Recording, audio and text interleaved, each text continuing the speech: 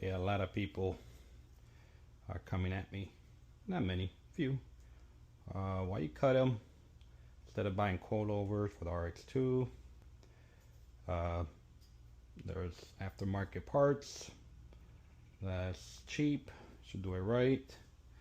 Well, people forget that I do have an RX3 project doing it right. Here is what I have for my RX3 doing it right. Soft sleeve, water pump, the whole front end, oil coolers. I have Haltech display, the trailing arm or lower control arms, injectors, ECT clutch, flywheel, and pressure plate. I got other stuff inside in boxes, everything brand new, just in case people try to take stuff from me. Just kidding, but you get the idea.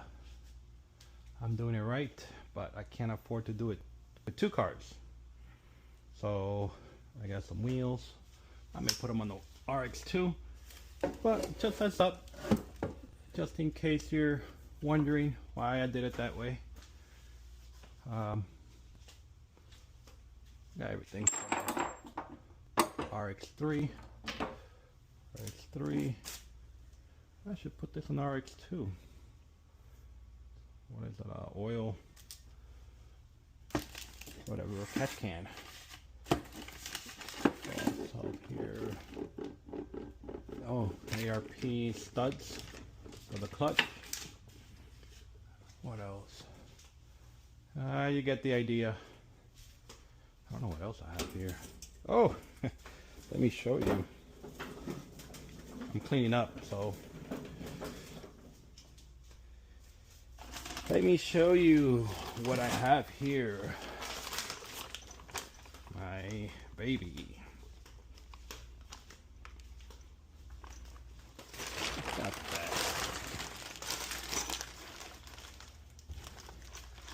What do you think? Looks good for the 3-rotor. Heavy sucker. So when people say, don't do it ghetto, do it right. Here it is, example.